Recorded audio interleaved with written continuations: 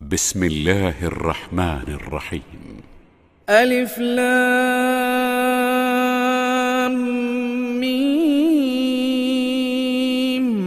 ذلك الكتاب لا ريب فيه هدى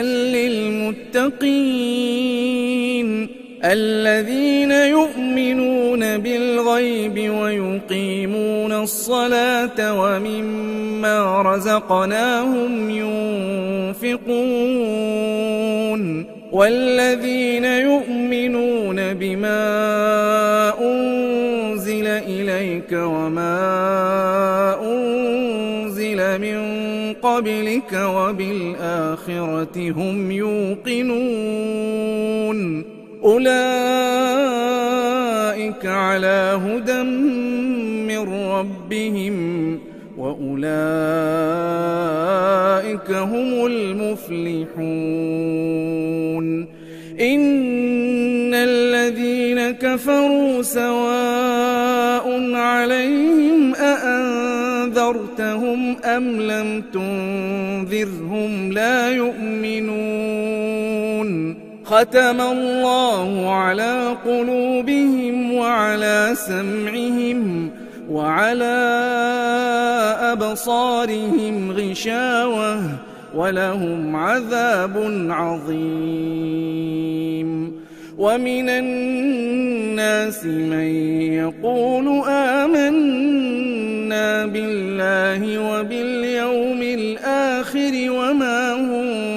بمؤمنين يخادعون الله والذين آمنوا وما يخدعون إلا أنفسهم وما يشعرون. في قلوبهم مرض فزادهم الله مرضا ولهم عذاب أليم بما كانوا يكذبون. وإذا قيل لهم لا تفسدوا في الأرض قالوا إنما نحن مصلحون ألا إنهم هم المفسدون ولكن لا يشعرون. وإذا قيل لهم آمنوا كما آمن الناس قالوا أنؤمن كما آمن السفهاء ألا إنهم هم السفهاء ولكن لا يعلمون. وإذا لقوا الذين آمنوا قالوا آمنا وإذا خلوا إلى شياطينهم قالوا إنا معكم إنما نحن مستهزئون. الله يستهزئ بهم ويمدهم في طغيانهم يعمهون. أولئك الذين اشتروا الضلالة بالهدى فما ربحت تجارتهم وما كانوا مهتدين. مثلهم كمثل الذي استوقد نارا فلما أضاءت ما حوله ذهب الله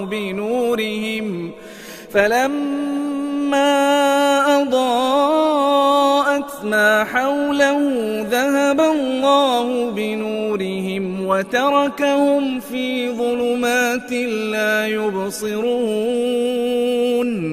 صم بكم عمي فهم لا يرجعون.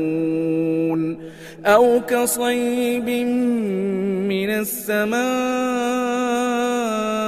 فيه ظلمات ورعد وبرق يجعلون أصابعهم في الصواعق حذر الموت والله محيط بالكافرين يكاد البرق يخطف أبصارهم كلما أضاء لهم مشوا فيه وإذا أظلم عليهم قاموا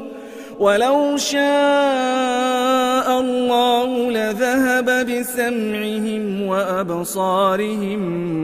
إن الله على كل شيء قدير يا أيها الناس اعبدوا ربكم الذي خلقكم والذين من قبلكم لعلكم تتقون الذي جعل لكم الأرض فراشا والسماء بناء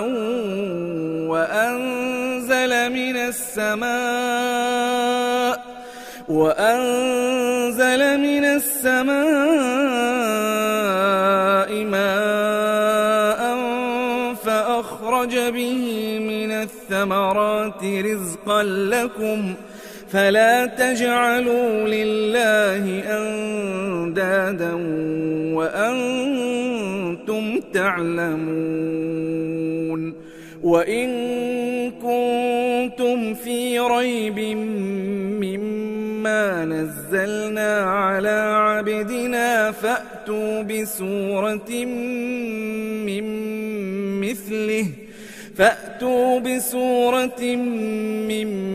مثله وادعوا شهداءكم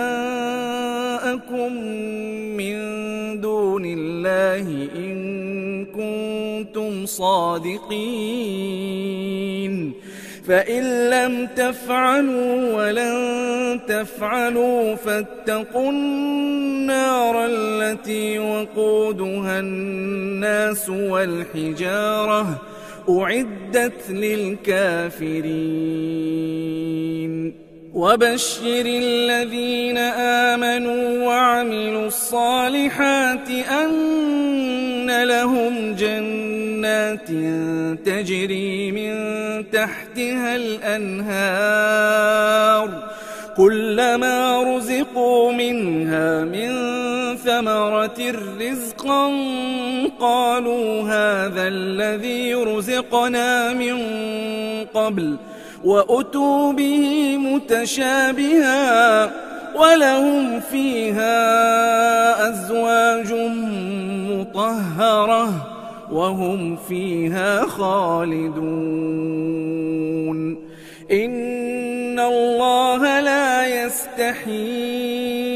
أن يضرب مثلا ما بعوضة فما فوقها فأما الذين آمنوا فيعلمون أنه الحق من ربهم وأما الذين كفروا فيقولون ماذا أراد الله بهذا مثلا يضل به كثيرا ويهدي به كثيرا وما يضل به إلا الفاسقين الذين ينقضون عهد الله من بعد ميثاقه ويقطعون ما أمر الله به أن يوصل ويفسدون في الأرض أولئك هم الخاسرون كيف تكفرون بالله وكنتم أمواتا فأحياكم ثم يميتكم ثم يحييكم ثم إليه ترجعون هو الذي خلق لكم ما في الأرض جميعا ثم استوى إلى السماء فسواهن 7 سماوات وهو بكل شيء عليم. وإذ قال ربك للملائكة إني جاعل في الأرض خليفة قالوا أتجعل فيها من يفسد فيها ويسفك الدماء ونحن نسبح بحمدك ونقدس لك قال إني أعلم ما لا تعلمون. وعلم آدم الأسماء كلها ثم عرضهم على الملائكة فقال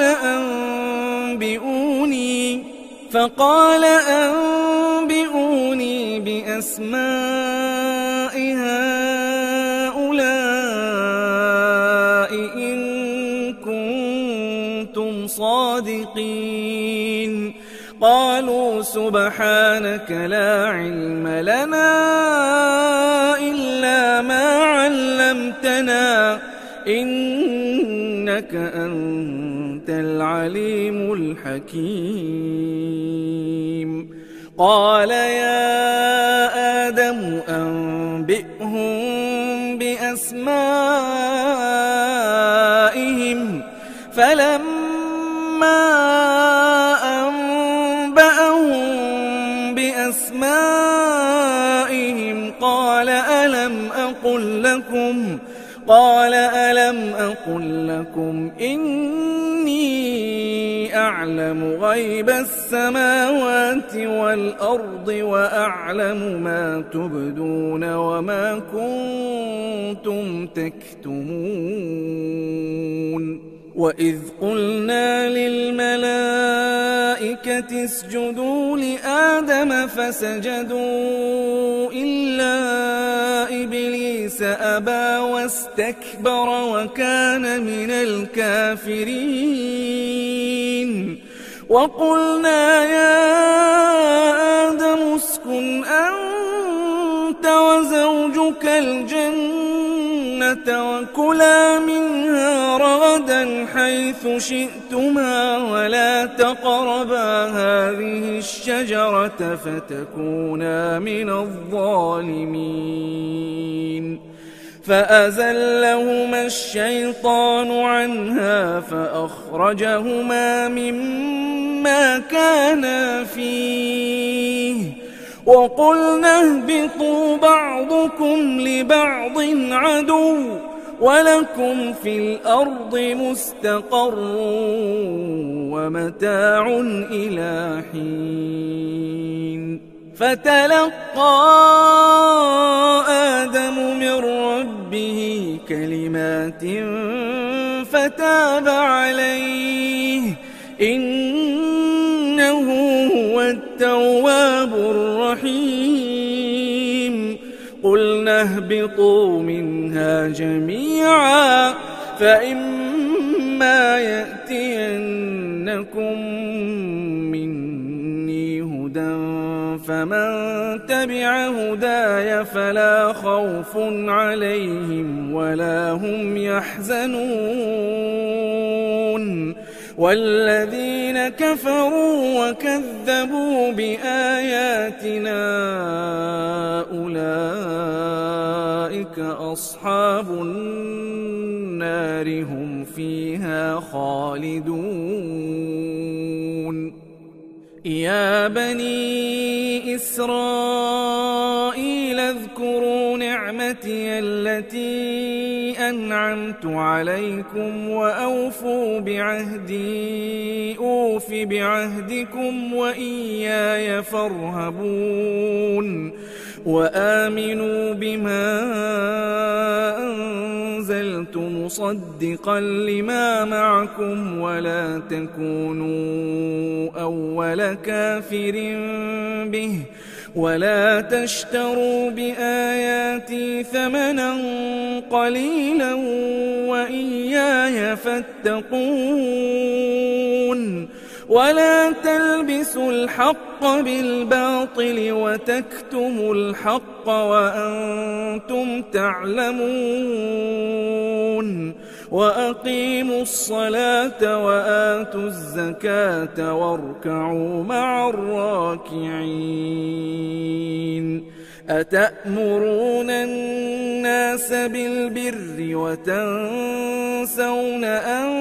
أنفسكم وأنتم تتلون الكتاب أفلا تعقلون واستعينوا بالصبر والصلاة وإنها لكبيرة إلا على الخاشعين الذين يظنون أنهم ملاقو ربهم وأنهم إليه راجعون يا بني إسرائيل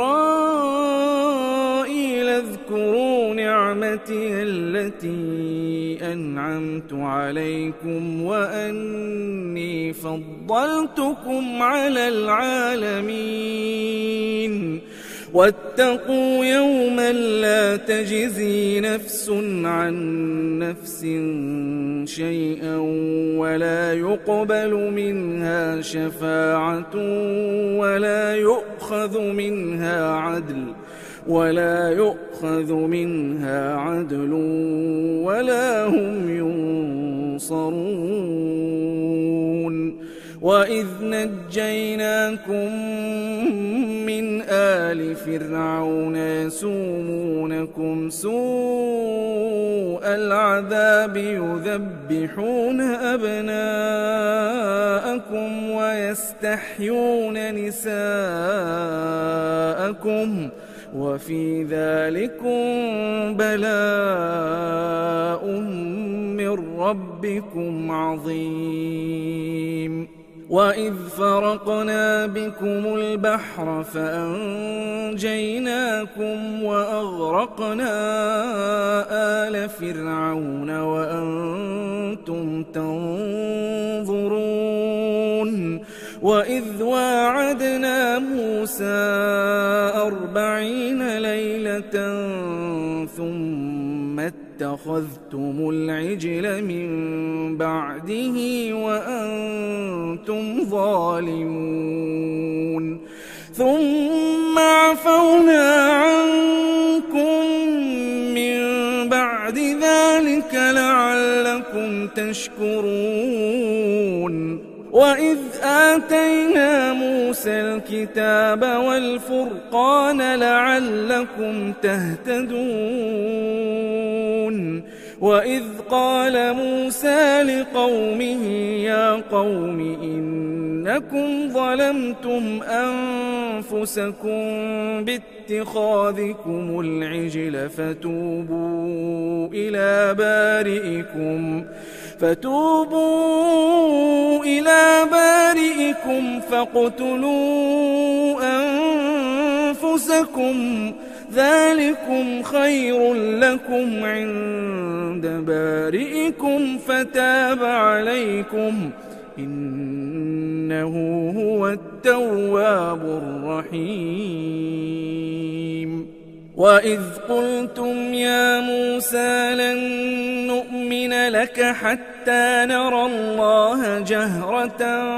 فأخذتكم الصاعقة وأنتم تنظرون ثم بعثناكم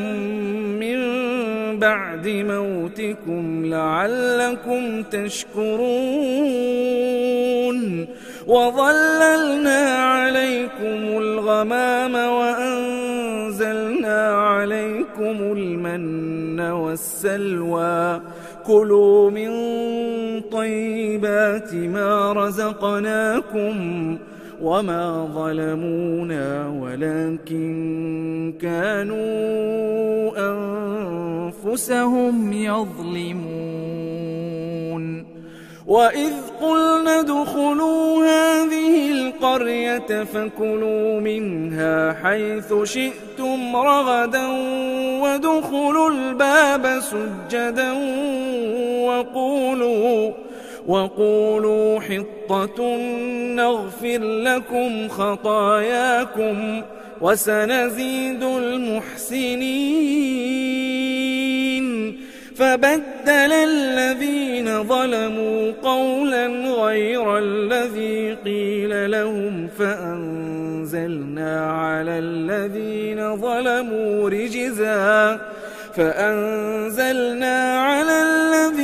ظلموا رجزا من السماء بما كانوا يفسقون. وإذ استسقى موسى لقومه فقلنا اضرب بعصاك الحجر فانفجرت منه 12 عينا قد علم كل أناس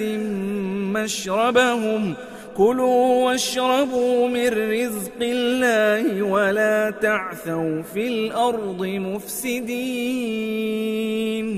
وإذ قلتم يا موسى لن نصبر على طعام واحد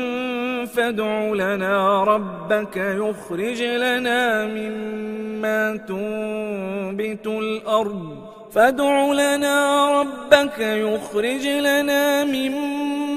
تنبت الأرض من بقلها وقثائها وفومها وعدسها وبصلها قال أتستبدلون الذي هو أدنى بالذي هو خير اهبطوا مصرا فإن لكم ما سألتم وضربت عليهم الذلة والمسكنة وباءوا بغضب من الله ذلك بأنهم كانوا يكفرون بآيات الله ويقتلون النبيين بغير الحق ذلك بما عصوا وكانوا يعتدون. إن الذين آمنوا والذين هادوا والنصارى والصابئين من آمن بالله واليوم الآخر وعمل صالحا فلهم أجرهم عند ربهم ولا خوف عليهم ولا هم يحزنون. وإذ أخذنا ميثاقكم ورفعنا فوقكم الطور خذوا ما آتيناكم بقوة واذكروا ما فيه لعلكم تتقون. ثم توليتم من بعد ذلك فلولا فضل الله عليكم ورحمته لكنتم من الخاسرين. ولقد علمتم الذين اعتدوا منكم في السبت فقلنا لهم كونوا قردة خاسئين فجعلناها نكالا لما بين يديها وما خلفها وموعظة للمتقين. وإذ قال موسى لقومه إن الله يأمركم أن تذبحوا بقرة قالوا أتتخذنا هزوا قال أعوذ بالله أن أكون من الجاهلين. قالوا ادع لنا ربك يبين لنا ما هي قال إنه يقول إنها بقرة لا فارض ولا بكر عوان بين ذلك فافعلوا ما تؤمرون قالوا ادع لنا ربك يبين لنا ما لونها قال إنه يقول إنها بقرة صفراء فاقع لونها تسر الناظرين قالوا ادع لنا ربك يبين لنا ما هي إن البقرة شابه علينا وإنا إن شاء الله لمهتدون قال إنه يقول إنها بقرة لا ذلول تثير الأرض ولا تسقي الحرث مسلمة لا شية فيها قالوا الآن جئت بالحق فذبحوها وما كادوا يفعلون وإذ قتلتم نفسا فادارأتم فيها والله مخرج ما كنتم تكتمون فقلنا اضربوه ببعضها كذلك يحيي الله الموتى ويريكم آياته لعلكم تعقلون ثم قست قلوبكم من بعد ذلك فهي كالحجارة أو أشد قسوة وإن من الحجارة لما يتفجر منه الأنهار وإن منها لما يشقق فيخرج منه الماء وإن منها لما يهبط من خشية الله وما الله بغافل عما تعملون أفتطمعون أن يؤمنوا لكم وقد كان فريق منهم يسمعون كلام الله ثم يحرفونه من بعد ما عقلوه وهم يعلمون وإذا لقوا الذين آمنوا قالوا آمنا وإذا خلا بعضهم إلى بعض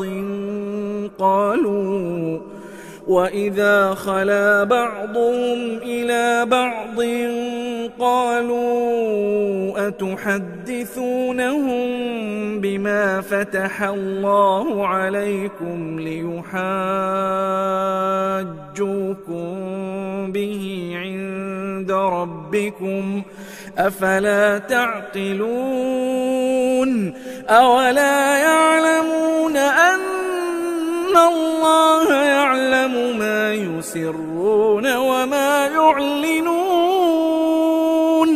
ومنهم أميون لا يعلمون الكتاب إلا أماني وإن هم إلا يظنون فويل للذين يكتبون الكتاب بأيديهم ثم يقولون هذا من عند الله ليشتروا به ثمنا قليلا فويل لهم مما كتبت أيديهم وويل لهم مما يكسبون وقالوا لن تمسنا النار إلا أياما معدودة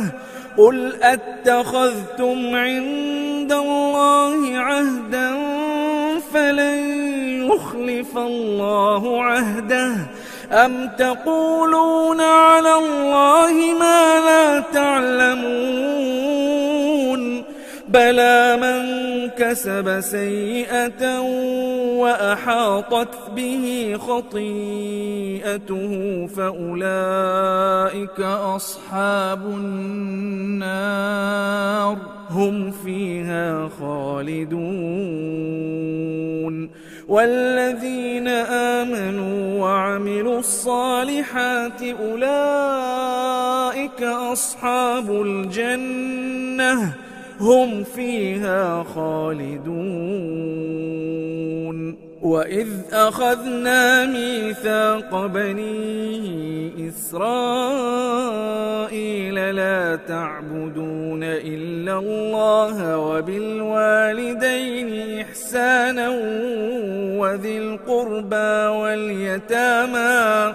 وذي القربى واليتامى والمساكين وقولوا للناس حسنا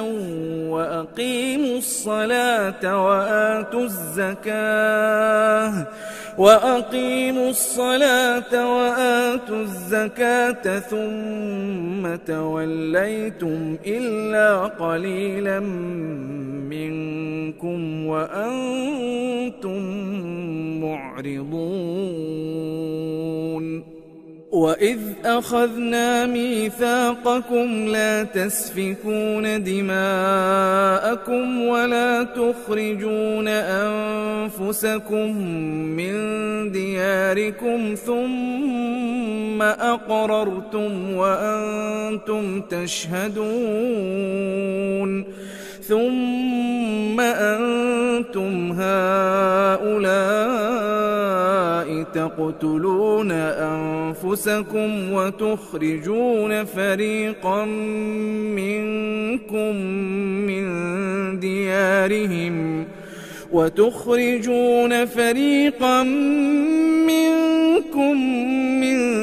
ديارهم تظاهرون عليهم بالإثم والعدوان وإن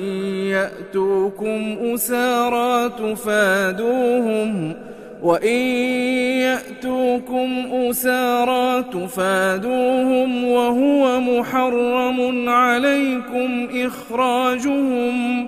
أفتؤمنون ببعض الكتاب وتكفرون ببعض فما جزاء من يفعل ذلك منكم إلا خزي في الحياة الدنيا ويوم القيامة يردون إلى أشد العذاب وما الله بغافل عما تعملون أولئك الذين اشتروا الحياة الدنيا بالآخرة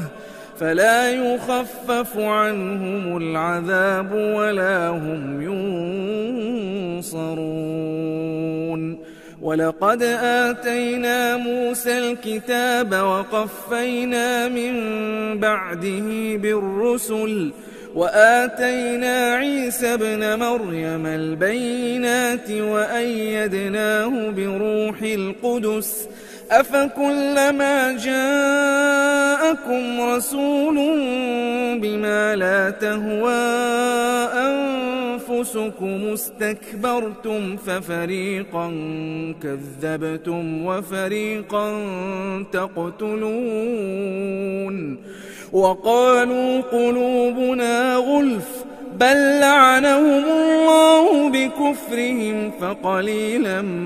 ما يؤمنون ولما جاءهم كتاب من عند الله مصدق لما معهم وكانوا من قبل يستفتحون على الذين كفروا وكانوا من قبل يستفتحون على الذين كفروا فلما جاءهم ما عرفوا كفروا به فلعنة الله على الكافرين بئس ما اشتروا به أنفسهم أن يكفروا بما أنزل الله بغيا أن ينزل الله من فضله على من يشاء من عباده فباءوا بغضب على غضب وللكافرين عذاب مهين وإذا قيل لهم آمنوا بما أنزل الله قالوا نؤمن بما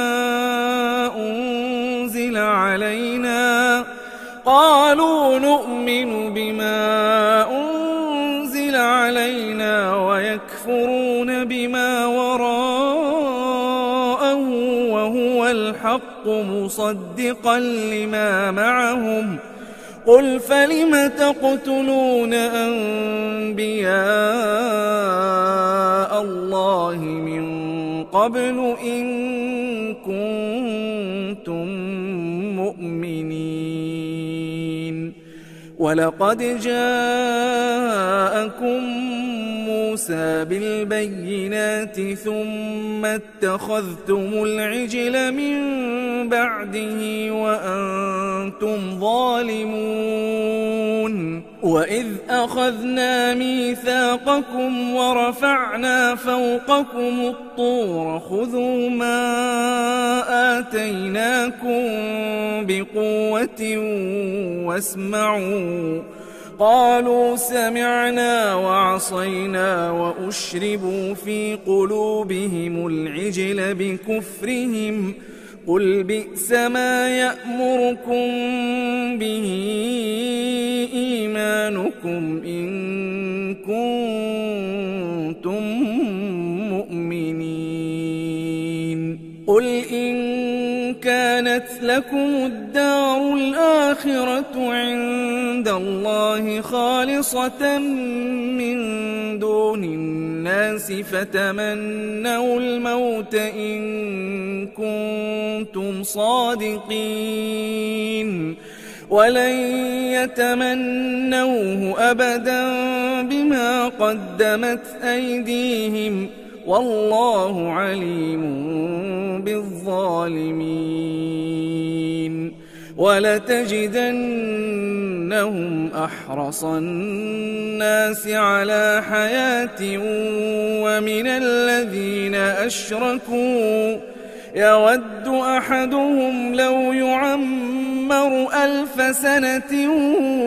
وما هو بمزحزحه من العذاب أن يعمر والله بصير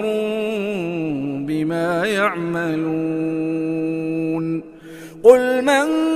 كان عدوا لجبريل فإنه نزله على قلبك بإذن الله مصدقا لما بين يديه وهدى وبشرى للمؤمنين من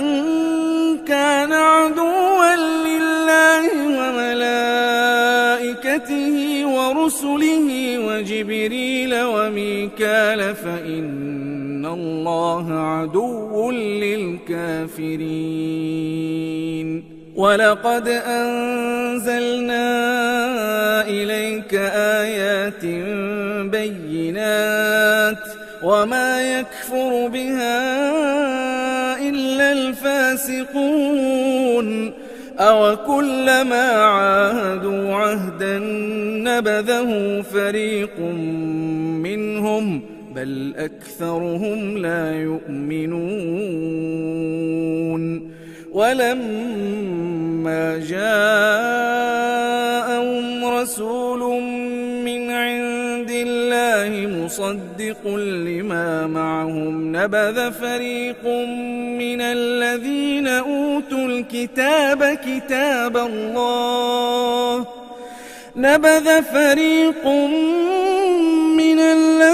أوتوا الكتاب كتاب الله وراء ظهورهم كأنهم لا يعلمون واتبعوا ما تتلو الشياطين على ملك سليمان وما كفر سليمان ولكن الشياطين كفروا يعلمون الناس السحر وما أنزل على الملكين ببابل هاروت وماروت وما يعلمان من أحد حتى يقولا إنما نحن فتنة فلا تكفر فيتعلمون منهما ما يفرقون به بين المرء وزوجه وما هم بضارين به من أحد إلا بإذن الله ويتعلمون ما يضرهم ولا ينفعهم ولقد علموا لمن اشتراه ما له في الآخرة من خلاق ولبئس ما شروا به أنفسهم لو كانوا يعلمون ولو أنهم آمنوا واتقوا لمثوبة من عند الله خير لو كانوا يعلمون يا أيها الذين آمنوا لا تقولوا راعنا وقولوا انظرنا واسمعوا وللكافرين عذاب أليم ما يود الذين كفروا من أهل الكتاب ولا المشركين أن ينزل عليكم من خير من ربكم والله يختص برحمته من يشاء والله ما ننسخ من آية أو ننسها نأت بخير منها أو مثلها ألم تعلم أن الله على كل شيء قدير ألم تعلم أن الله له ملك السماوات والأرض وما لكم من دون الله من ولي ولا نصير أم تريدون أن تسألوا رسولكم كما سئل موسى من قبل ومن يتبدل الكفر بالإيمان فقد ضل سواء السبيل ود كثير من أهل الكتاب لو يردونكم من بعد إيمانكم كفارا حسدا من عند أنفسهم من بعد ما تبين لهم الحق فاعفوا واصفحوا حتى يأتي الله بأمره إن الله على كل شيء قدير وأقيموا الصلاة وآتوا الزكاة وما تقدموا لأنفسكم من خير تجدوه عند الله إن الله بما تعملون بصير وقالوا لن يدخل الجنة إلا من كان هودا أو نصارى تلك أمانيهم قل هاتوا برهانكم إن كنتم صادقين بلى من أسلم وجهه لله وهو محسن فله أجره عند ربه ولا خوف عليهم ولا هم يحزنون وقالت اليهود ليست النصارى على شيء وقالت النصارى ليست اليهود على شيء وهم يتلون الكتاب كذلك قال الذين لا يعلمون مثل قولهم فالله يحكم بينهم يوم القيامة فيما كانوا فيه يختلفون ومن أظلم ممن منع مساجد الله أن يذكر فيها اسمه وسعى في خرابها أولئك ما كان لهم أن يدخلوها إلا خائفين لهم في الدنيا خزي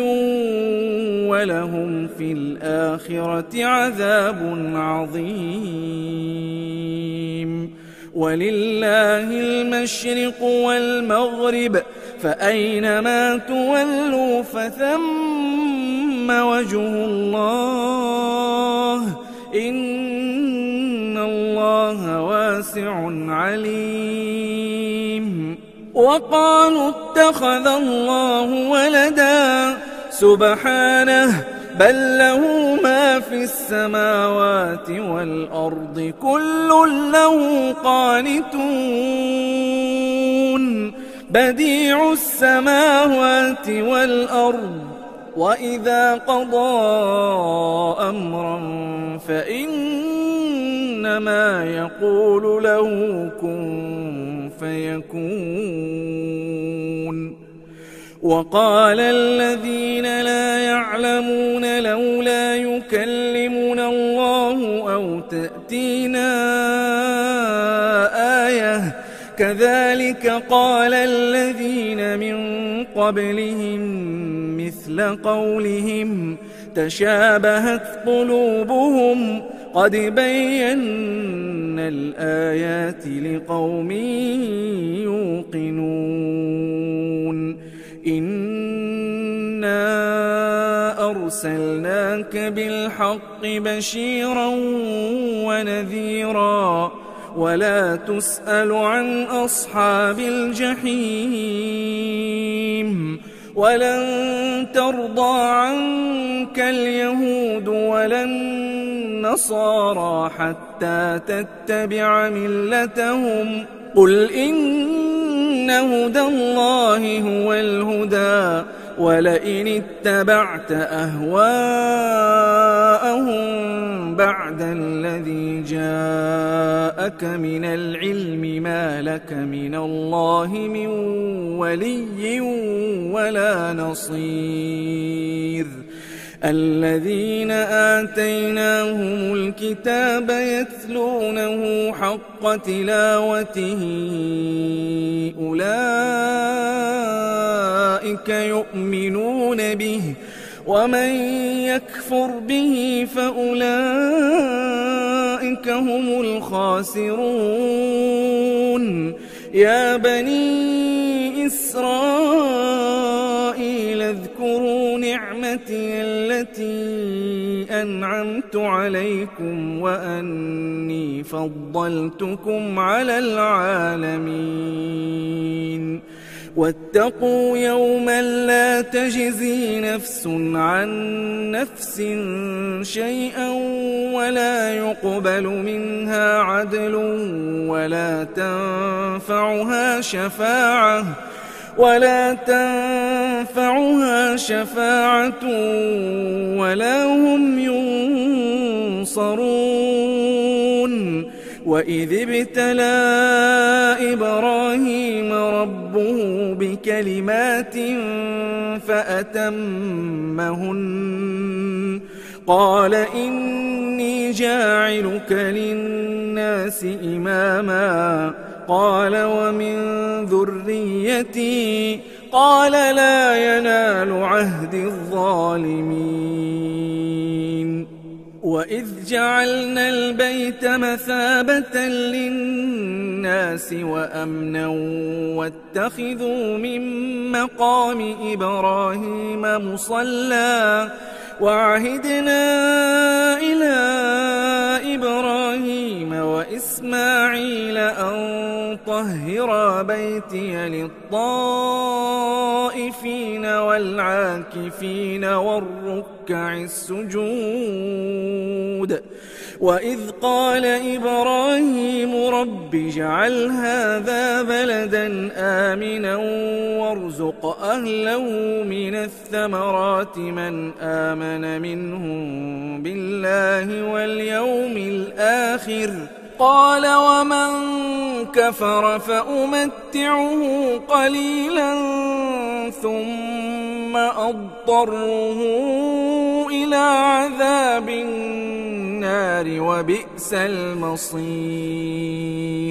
وإذ يرفع إبراهيم القواعد من البيت وإسماعيل ربنا تقبل منا إنك أنت السميع العليم ربنا وجعلنا مسلمين لك ومن ذريتنا أمة مسلمة لك وأرنا مناسكنا وتب علينا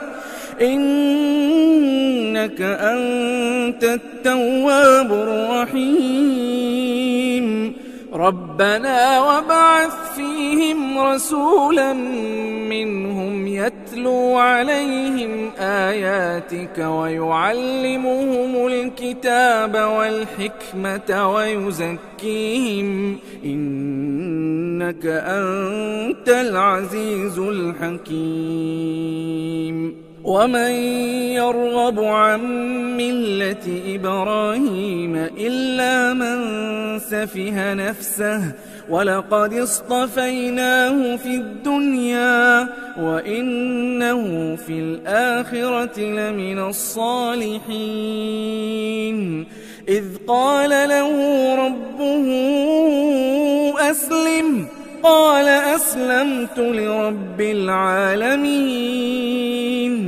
ووصى بها إبراهيم بنيه ويعقوب يا بني إن الله اصطفى لكم الدين فلا تموتن إلا وأنتم مسلمون أم كنتم شهداء إذ حضر يعقوب الموت إذ قال لبنيه ما تعبدون من بعدي قالوا نعبد إلهك وإله آبائك إبراهيم وإسماعيل وإسحاق إلها واحدا ونحن له مسلمون تلك أمة قد خلت لها ما كسبت ولكم ما كسبتم ولا تسألون عما كانوا يعملون وقالوا كونوا هودا أو نصارى تهتدوا قل بل ملة إبراهيم حنيفا وما كان من المشركين قولوا آمنا بالله وما أنزل إلينا وما أنزل إلى إبراهيم وإسماعيل وإسحاق ويعقوب والأسباط وما أوتي موسى وعيسى وما أوتي النبيون من ربهم لا نفرق بين أحد منهم ونحن له مسلمون فإن آمنوا بمثل ما آمنتم به فقد اهتدوا وإن تولوا فإنما هم في شقاق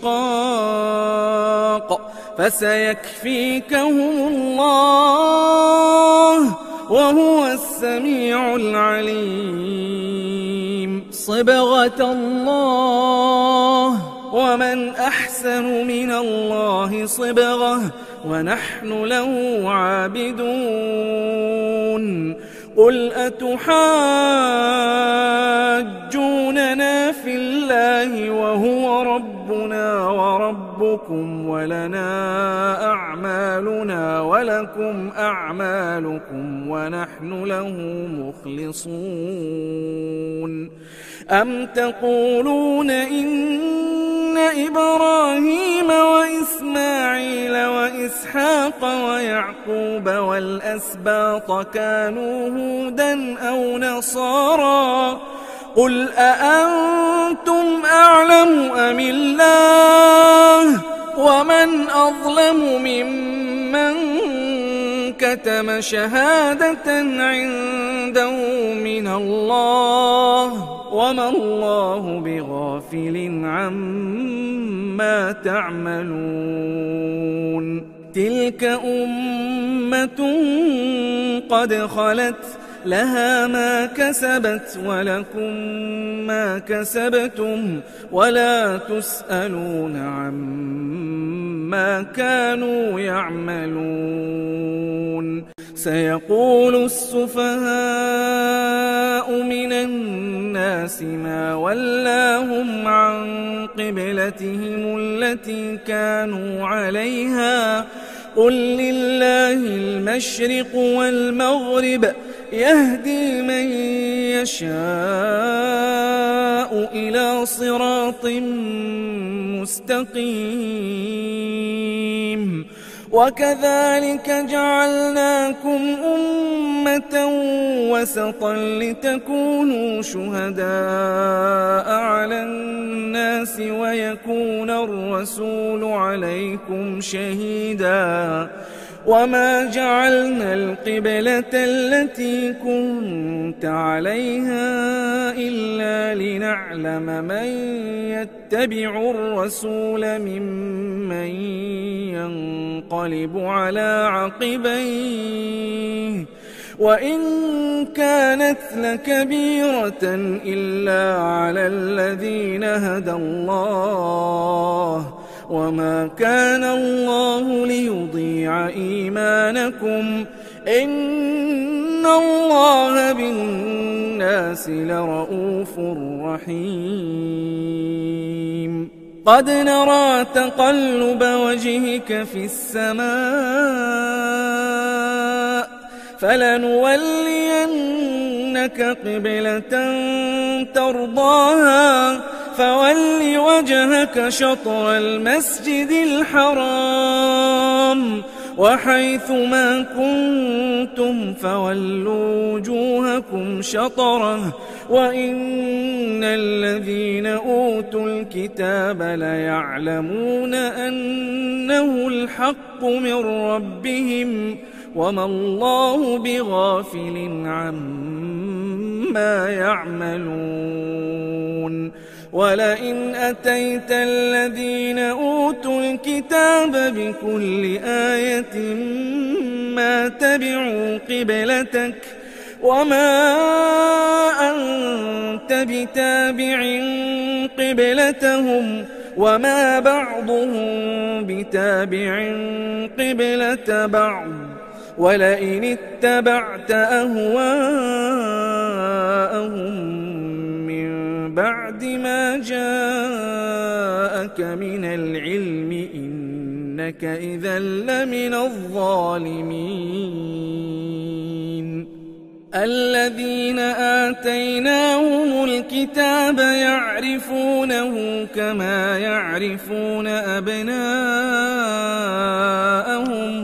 وإن فريقا منهم ليكتمون الحق وهم يعلمون. الحق من ربك فلا تكونن من الممترين. ولكل وجهة هو موليها فاستبقوا الخيرات أينما تكونوا يأت بكم الله جميعا إن الله على كل شيء قدير.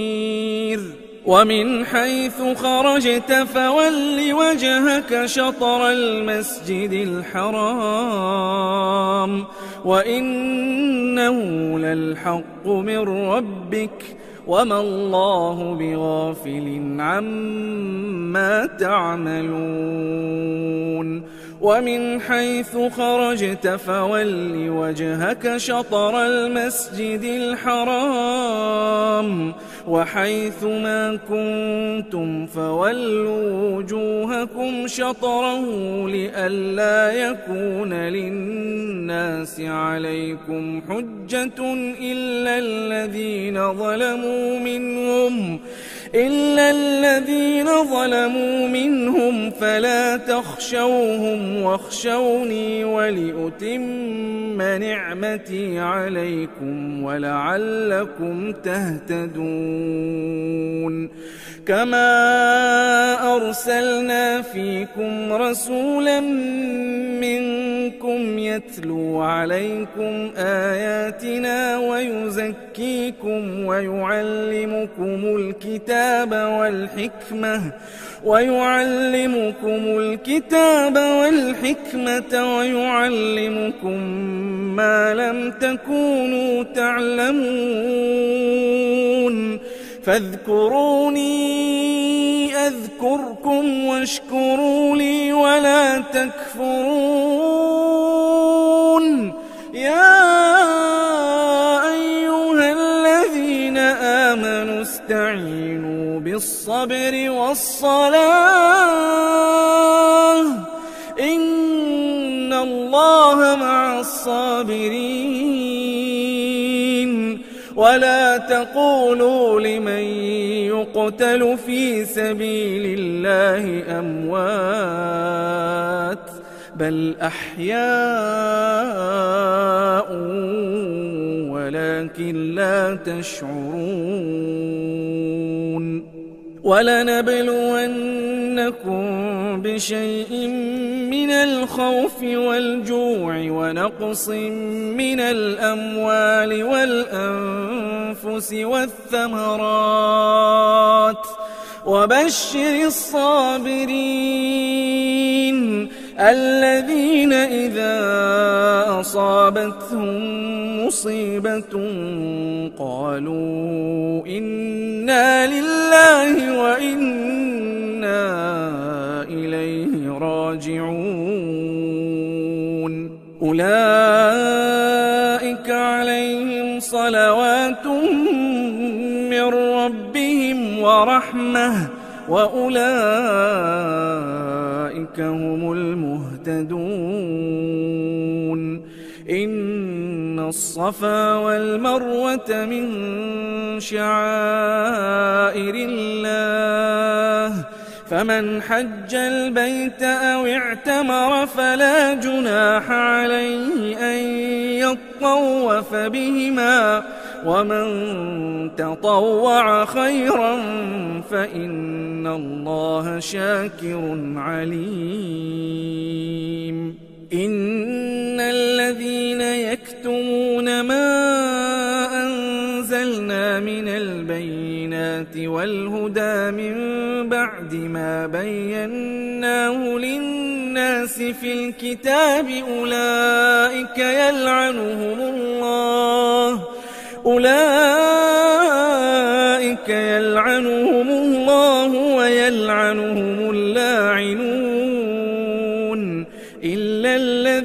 تابوا وأصلحوا وبينوا فأولئك أتوب عليهم وأنا التواب الرحيم. إن الذين كفروا وماتوا وهم كفار أولئك عليهم لعنة الله والملائكة والناس أجمعين خالدين فيها لا يخفف عنهم العذاب ولا هم ينظرون. وإلهكم إله واحد لا إله إلا هو الرحمن الرحيم. إن في خلق السماوات والأرض واختلاف الليل والنهار والفلك التي تجري في البحر بما ينفع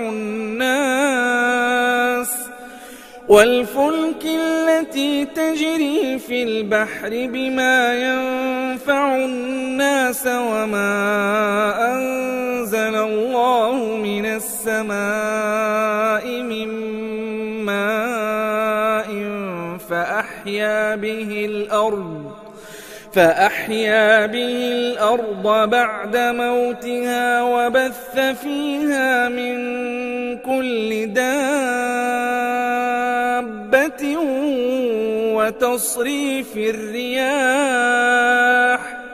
وتصريف الرياح والسحاب المسخر بين السماء والأرض لآيات لقوم يعقلون.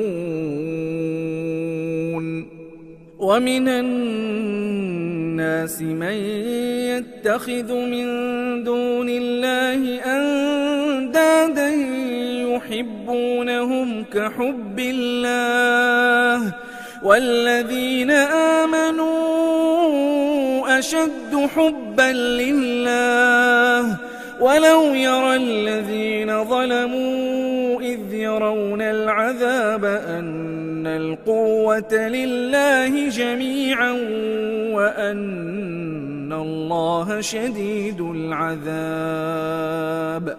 إذ تبرأ الذين اتبعوا من الذين اتبعوا ورأوا العذاب وتقطعت بهم الأسباب.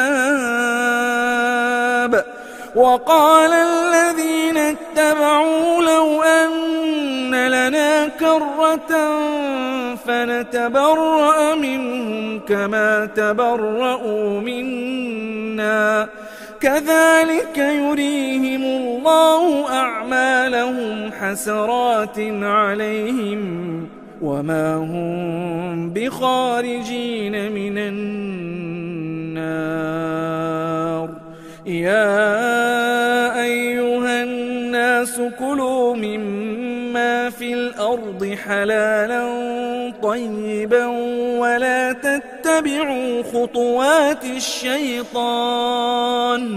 إنه لكم عدو مبين. إنما يأمركم بالسوء والفحشاء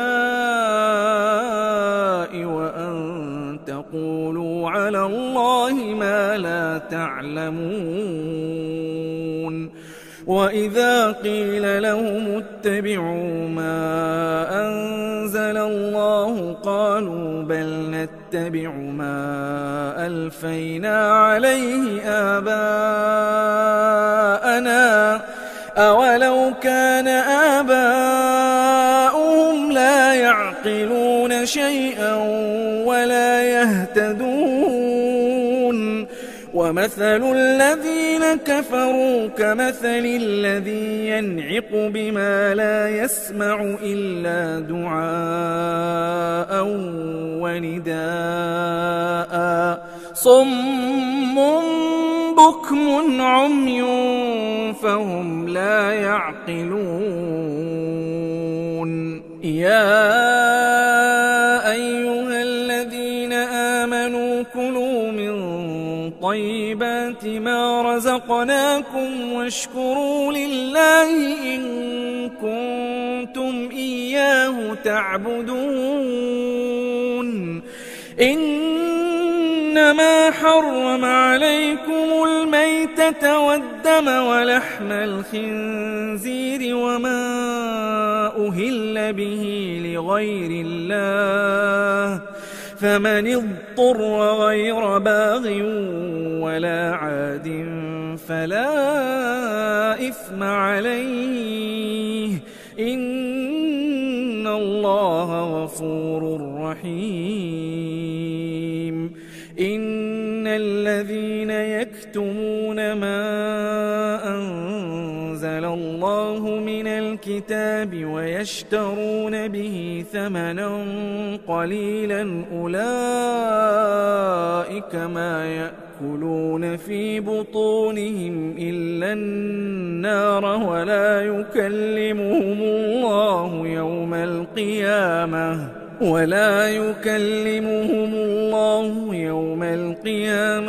ولا يزكيهم ولهم عذاب أليم.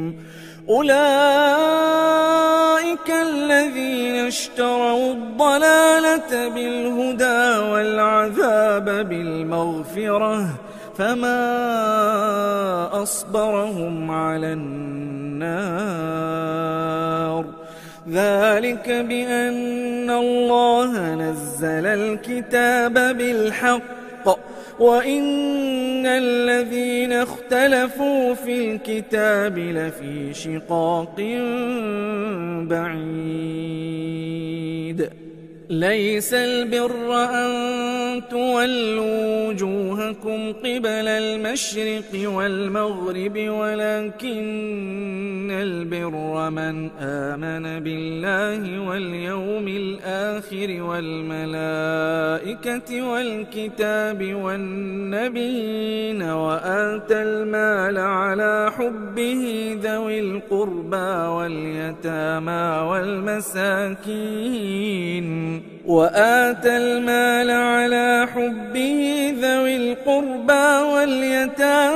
والمساكين وابن السبيل والسائلين وفي الرقاب وأقام الصلاة وآتى الزكاة والموفون بعهدهم إذا عاهدوا والصابرين في البأساء والضراء وحين البأس، أولئك الذين صدقوا وأولئك هم المتقون. يا أيها الذين آمنوا كتب عليكم القصاص في القتلى، الحر بالحر والعبد بالعبد والأنثى بالأنثى، فمن عفي له من أخيه شيء فاتباع بالمعروف وأداء إليه بإحسان، ذلك تخفيف من ربكم ورحمة، فمن اعتدى بعد ذلك فله عذاب أليم. ولكم في القصاص حياة يا أولي الألباب لعلكم تتقون. كتب عليكم إذا حضر أحدكم الموت إن ترك خيرا الوصية للوالدين والأقربين بالمعروف حقا على المتقين، فمن بدله بعدما سمعه فإنما إثمه على الذين يبدلونه، إن الله سميع عليم. فمن خاف من موص جنفا أو إثما فأصلح بينهم فلا إثم عليه إن الله غفور رحيم. يا أيها الذين آمنوا كتب عليكم الصيام كما كتب على الذين من قبلكم لعلكم تتقون أياما معدودات فمن كان منكم مريضا أو على سفر فعدة من أيام أخر وعلى الذين يطيقونه فدية طعام مسكين فمن تطوع خيرا فهو خير له وأن تصوموا خير لكم إن كنتم تعلمون. شهر رمضان الذي أنزل فيه القرآن هدى للناس وبينات من الهدى والفرقان فمن شهد منكم الشهر فليصمه ومن كان مريضا أو على سفر فعدة من أيام أخر يريد الله بكم اليسر ولا يريد بكم العسر ولتكملوا العدة ولتكبروا الله على ما هداكم ولعلكم تشكرون. وإذا سألك عبادي عني فإني قريب أجيب دعوة الداع إذا دعان فليستجيبوا لي وليؤمنوا بي لعلهم يرشدون. أحل لكم ليلة الصيام الرفث إلى نسائكم هن لباس لكم وأنتم لباس لهن علم الله أنكم كنتم تختانون أنفسكم فتاب عليكم وعفى عنكم فالآن باشروهن وابتغوا ما كتب الله لكم وكلوا واشربوا حتى يتبين لكم الخيط الأبيض من الخيط الأسود من الفجر ثم أتموا الصيام إلى الليل ولا تباشروهن وأنتم عاكفون في المساجد تلك حدود الله فلا تقربوها كذلك يبين الله آياته للناس لعلهم يتقون. ولا تأكلوا أموالكم بينكم بالباطل وتدلوا بها إلى الحكام لتأكلوا فريقا من أموال الناس بالإثم وأنتم تعلمون. يسألونك عن الأهلة قل هي مواقيت للناس والحج وليس البر بأن تأتوا البيوت من ظهورها ولكن البر من اتقى وأتوا البيوت من أبوابها واتقوا الله لعلكم تفلحون. وقاتلوا في سبيل الله الذين يقاتلونكم ولا تعتدوا إن الله لا يحب المعتدين. واقتلوهم حيث ثقفتموهم وأخرجوهم من حيث أخرجوكم والفتنة أشد من القتل ولا تقاتلوهم عند المسجد الحرام حتى يقاتلوكم فيه فإن قاتلوكم فاقتلوهم كذلك جزاء الكافرين فإن انتهوا فإن الله غفور رحيم وقاتلوهم حتى لا تكون فتنة ويكون الدين لله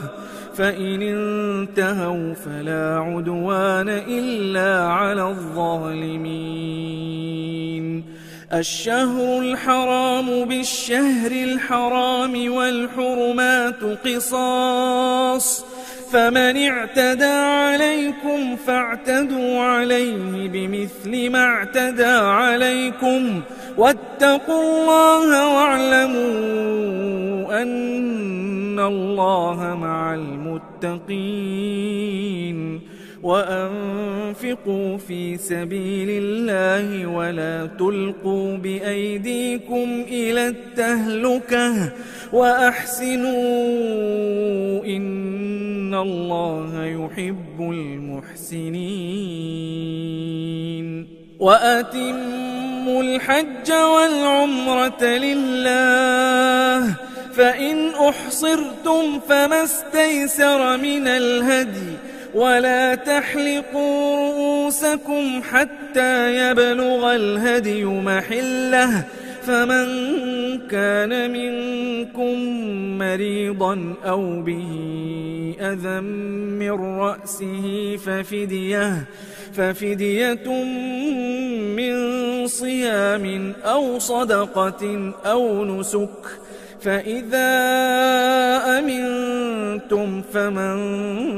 تمتع بالعمرة إلى الحج فما استيسر من الهدي فمن لم يجد فصيام 3 أيام في الحج و7 إذا رجعتم تلك 10 كاملة ذلك لمن لم يكن أهله حاضر المسجد الحرام واتقوا الله واعلموا أن الله شديد العقاب الحج أشهر معلومات فمن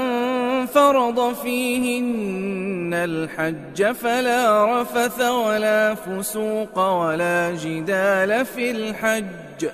وما تفعلوا من خير يعلمه الله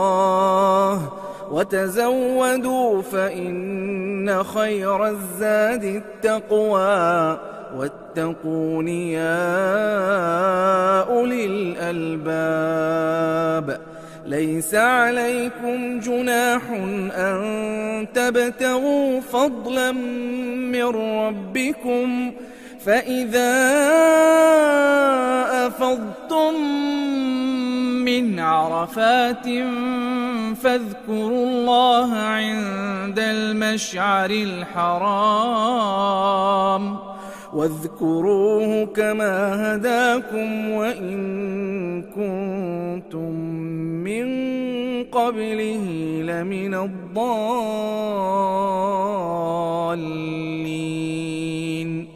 ثم أفيضوا من حيث أفاض الناس واستغفروا الله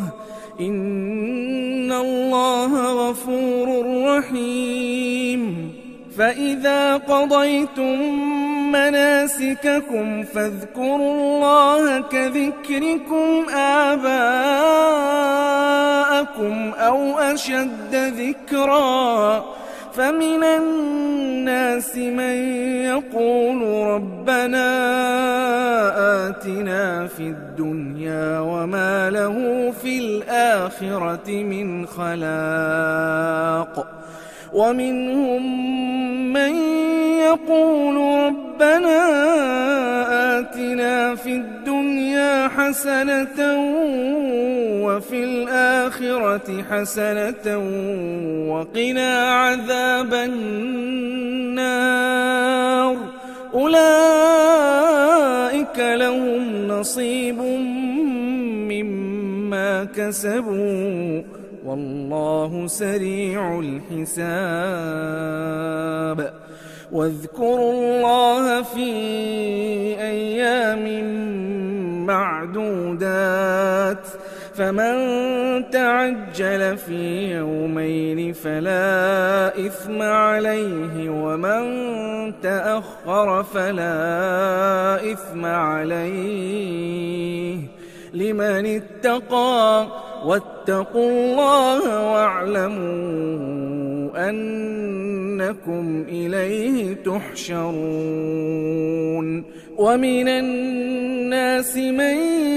يعجبك قوله في الحياة الدنيا ويشهد الله على ما في قلبه وهو ألد الخصام وإذا تولى سعى في الأرض ليفسد فيها ويهلك الحرث والنسل والله لا يحب الفساد وإذا قيل له اتق الله أخذته العزة بالإثم فحسبه جهنم ولبئس المهاد ومن الناس من يشري نفسه ابتغاء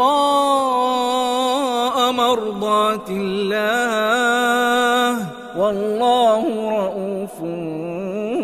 بالعباد يا أيها الذين آمنوا ادخلوا في السلم كافة ولا تتبعوا خطوات الشيطان إنه لكم عدو مبين فإن زللتم من بعد ما جاءتكم البينات فاعلموا أن الله عزيز حكيم هل ينظرون إلا أن يأتيهم الله في ظلل من الغمام والملائكة وقضي الأمر وإلى الله ترجع الأمور سل بني إسرائيل كم آتيناهم من آية بينة ومن يبدل نعمة الله من بعد ما جاءته فإن الله شديد العقاب زين للذين كفروا الحياة الدنيا ويسخرون من الذين آمنوا والذين اتقوا فوقهم يوم القيامة والله يرزق من يشاء بغير حساب كان الناس أمة واحدة فبعث الله النبيين مبشرين ومنذرين وأنزل معهم الكتاب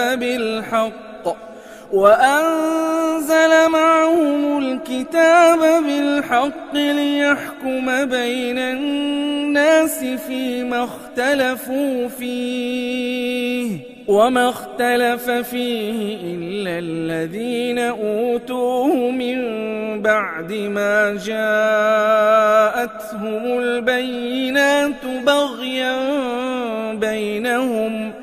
فهدى الله الذين آمنوا لما اختلفوا فيه من الحق بإذنه والله يهدي من يشاء إلى صراط مستقيم. أم حسبتم أن تدخلوا الجنة ولما يأتكم مثل الذين خلوا من قبلكم مستهم البأساء والضراء وزلزلوا حتى يقول الرسول والذين آمنوا معه متى نصر الله ألا إن نصر الله قريب. يسألونك ماذا ينفقون قل ما أنفقتم من خير فللوالدين والأقربين واليتامى والمساكين وابن السبيل وما تفعلوا من خير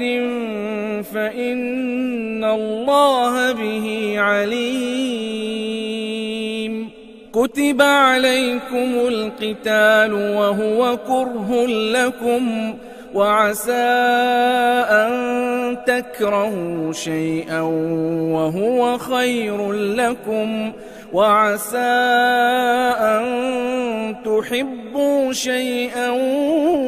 وهو شر لكم والله يعلم وأنتم لا تعلمون. يسألونك عن الشهر الحرام قتال فيه قل قتال فيه كبير وصد عن سبيل الله وكفر به والمسجد الحرام وإخراج أهله منه أكبر عند الله والفتنة أكبر من القتل ولا يزالون يقاتلونكم حتى يردوكم عن دينكم إن استطاعوا ومن يرتدد منكم عن دينه فيمت وهو كافر فأولئك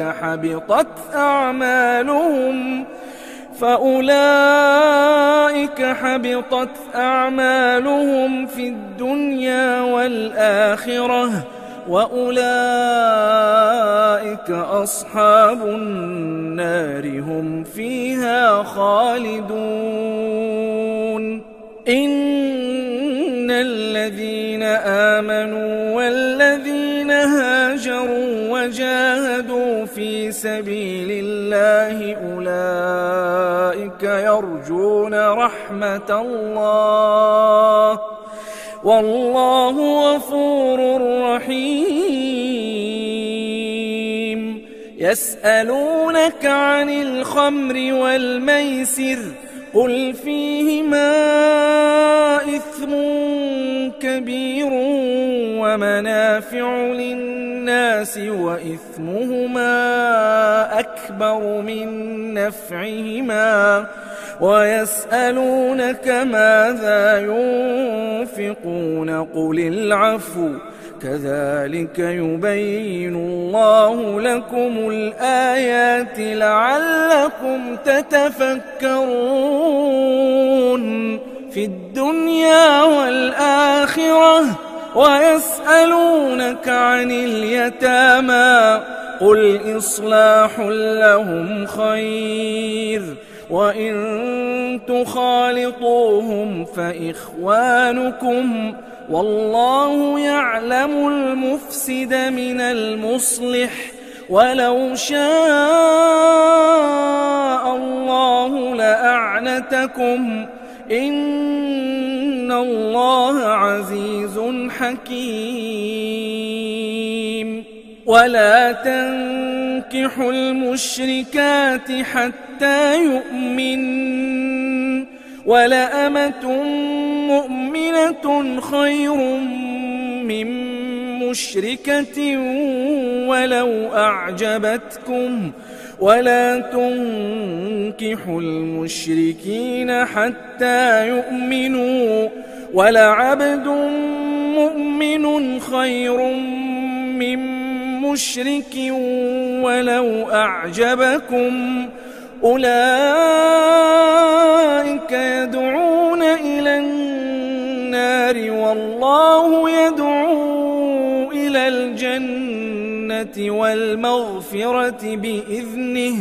ويبين آياته للناس لعلهم يتذكرون ويسألونك عن المحيض قل هو أذى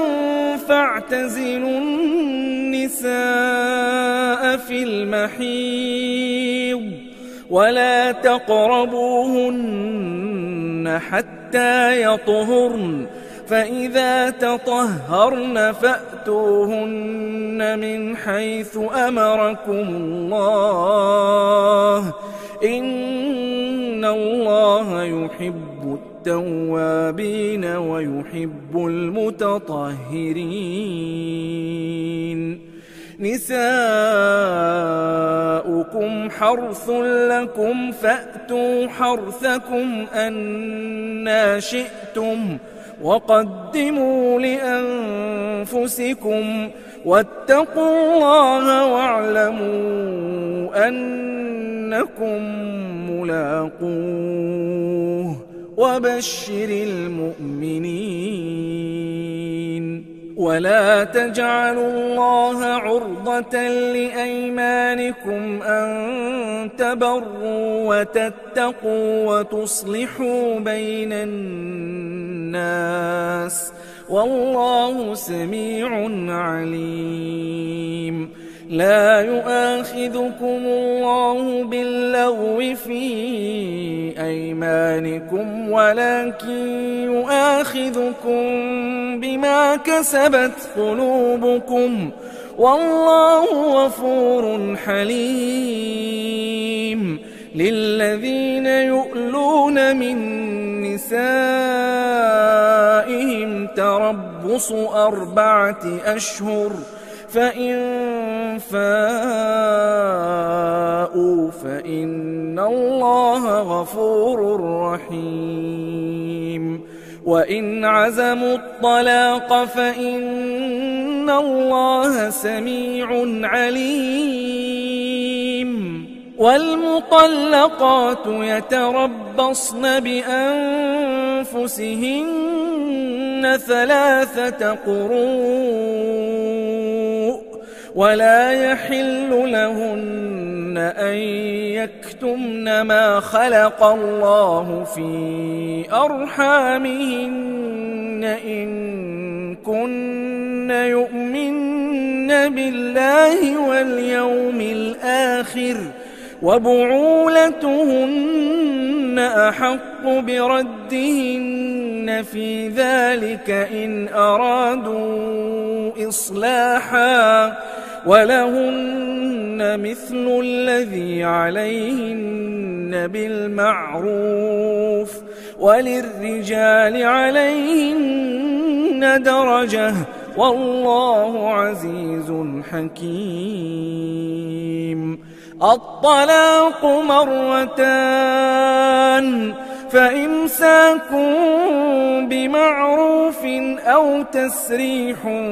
بإحسان ولا يحل لكم أن تأخذوا مما آتيتموهن شيئا إلا أن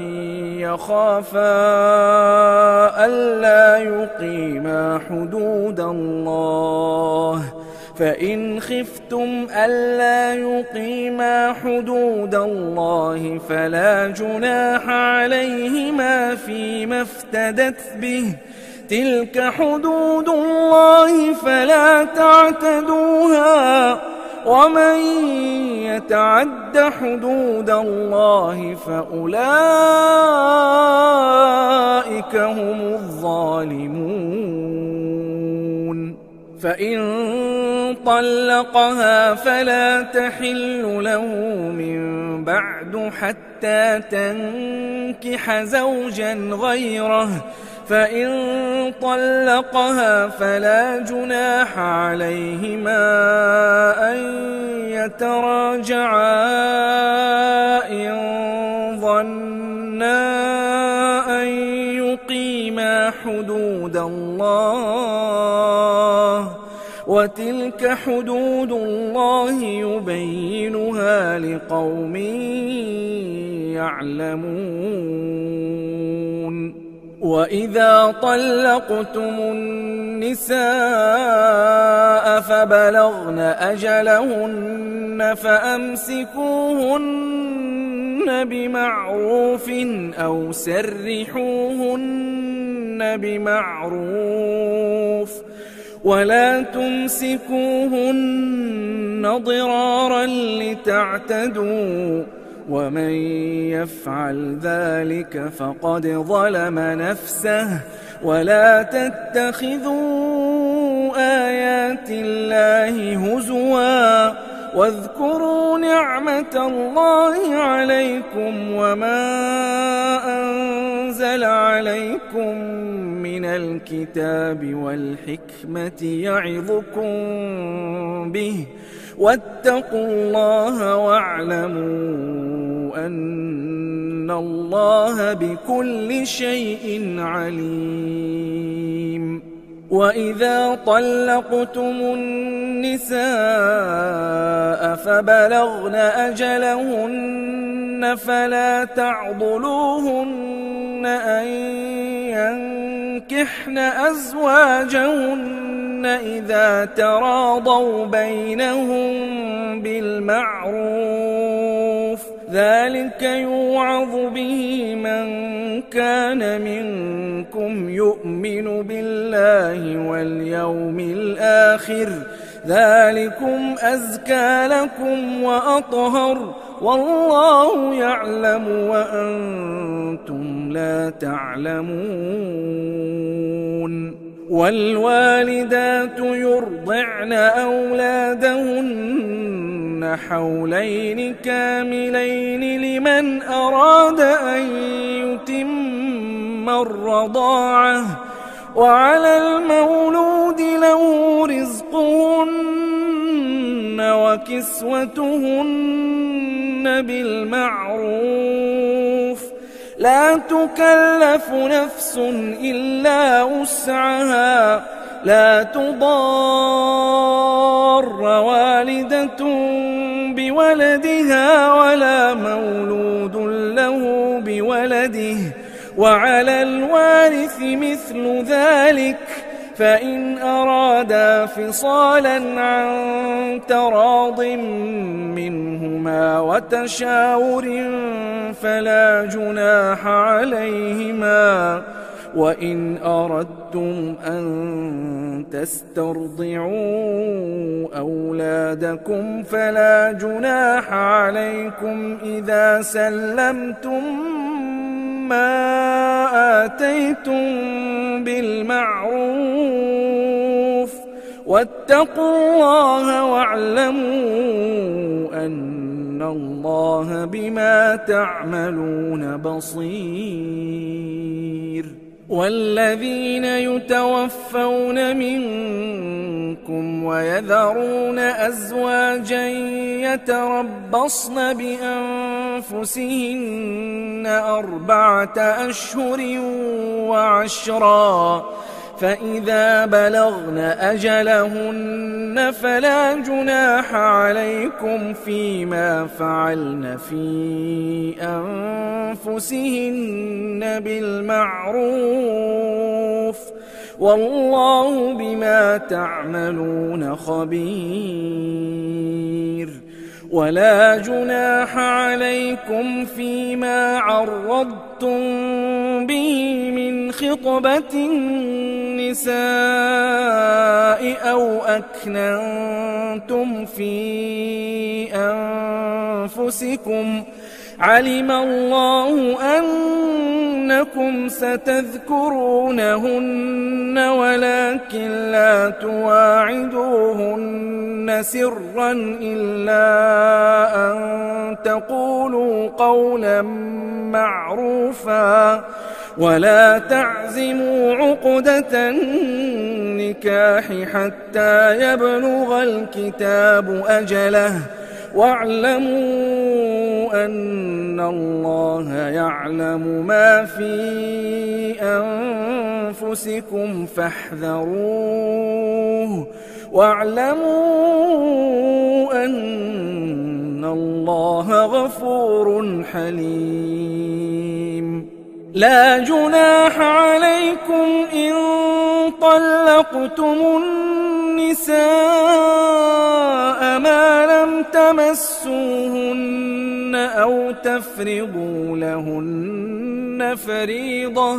ومتعوهن على الموسع قدره وعلى المقتر قدره متاعا بالمعروف حقا على المحسنين. وإن طلقتموهن من قبل أن تمسوهن وقد فرضتم لهن فريضة فنصف ما فرضتم إلا أن يعفون أو يعفو الذي بيده عقدة النكاح وأن تعفوا أقرب للتقوى ولا تنسوا الفضل بينكم إن الله بما تعملون بصير. حافظوا على الصلوات والصلاة الوسطى وقوموا لله قانتين. فإن خفتم فرجالا أو ركبانا فإذا أمنتم فاذكروا الله كما علمكم ما لم تكونوا تعلمون. والذين يتوفون منكم ويذرون أزواجا وصية لأزواجهم متاعا إلى الحول غير إخراج فإن خرجن فلا جناح عليكم فيما فعلن في أنفسهن من معروف والله عزيز حكيم. وللمطلقات متاع بالمعروف حقا على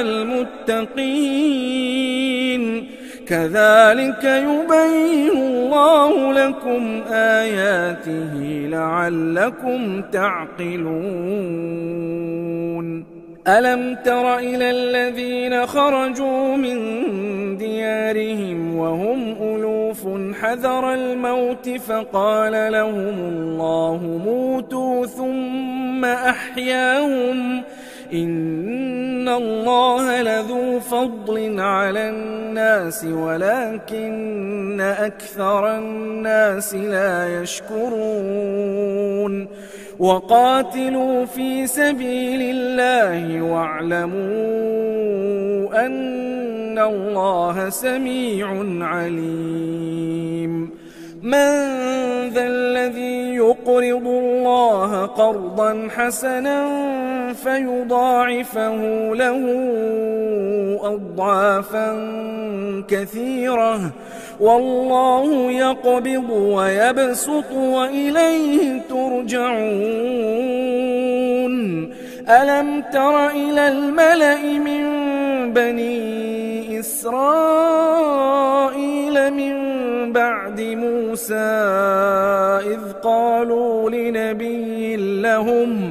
إذ قالوا لنبي لهم ابعث لنا ملكا نقاتل في سبيل الله قال هل عسيتم إن كتب عليكم القتال ألا تقاتلوا قالوا وما لنا ألا نقاتل في سبيل الله وقد أخرجنا من ديارنا وأبنائنا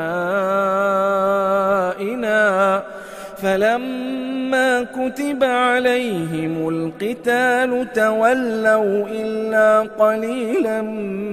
منهم والله عليم بالظالمين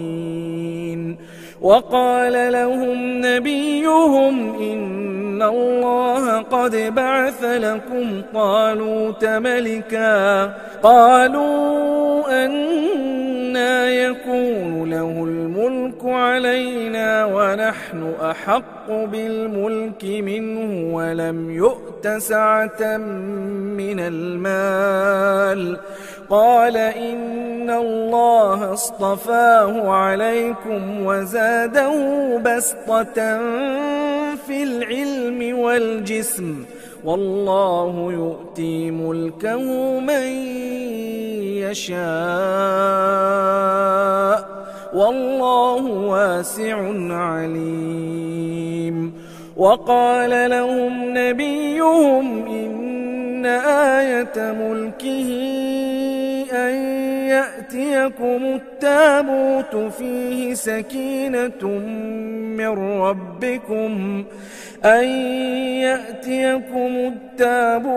فيه سكينة من ربكم وبقية مما ترك آل موسى وآل هارون تحمله الملائكة إن في ذلك لآية لكم إن كنتم مؤمنين فلما فصل طالوت بالجنود قال إن الله مبتليكم بنهر فمن شرب منه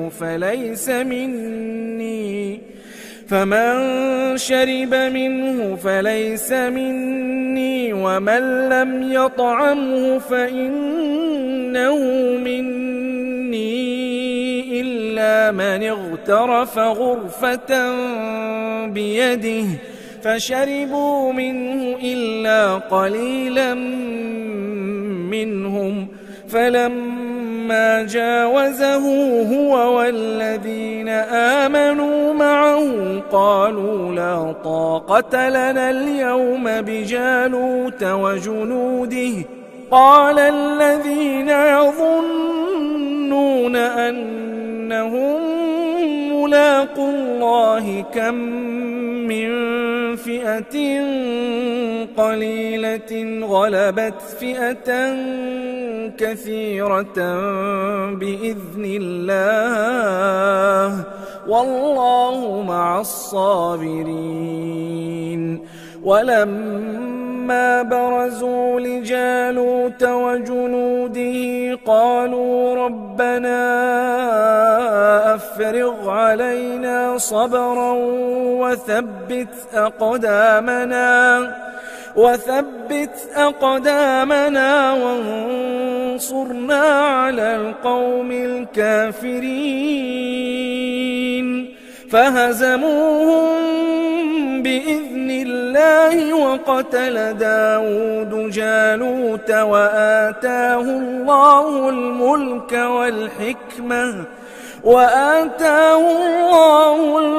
والحكمة وعلمه مما يشاء ولولا دفع الله الناس بعضهم ببعض لفسدت الأرض ولكن الله ذو فضل على العالمين. تلك آيات الله نتلوها عليك بالحق وإنك لمن المرسلين. تلك الرسل فضلنا بعضهم على بعض منهم من كلم الله ورفع بعضهم درجات وآتينا عيسى ابن مريم البينات وأيدناه بروح القدس ولو شاء الله ما اقتتل الذين من بعدهم من بعد ما جاءتهم البينات ولكن اختلفوا فمنهم من آمن ومنهم من كفر ولو شاء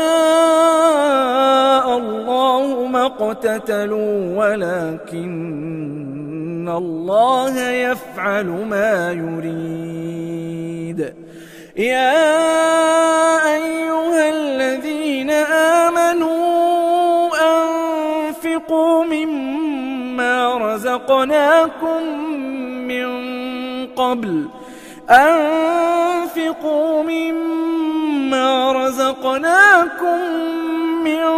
قبل أن يأتي يوم لا بيع فيه ولا خلة ولا شفاعة والكافرون هم الظالمون. الله لا إله إلا هو الحي القيوم لا تأخذه سنة ولا نوم له ما في السماوات وما في الأرض. من ذا الذي يشفع عنده إلا بإذنه يعلم ما بين أيديهم وما خلفهم ولا يحيطون بشيء من علمه إلا بما شاء وسع كرسيه السماوات والأرض ولا يؤوده حفظهما وهو العلي العظيم. لا إكراه في الدين قد تبين الرشد من الغي فمن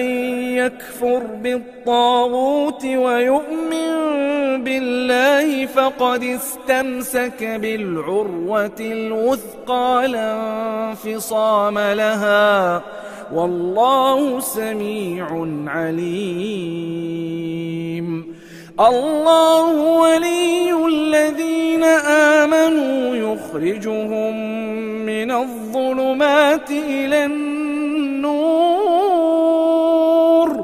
والذين كفروا أولياؤهم الطاغوت يخرجونهم من النور إلى الظلمات أولئك أصحاب النار هم فيها خالدون. ألم تر إلى الذي حاج إبراهيم في ربه أن آتاه الله الملك إذ قال إبراهيم ربي الذي يحيي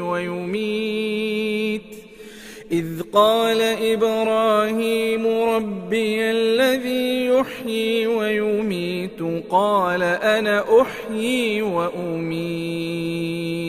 قال إبراهيم فإن الله يأتي الشمس من المشرق فأت بها من المغرب فبهت الذي كفر والله لا يهدي القوم الظالمين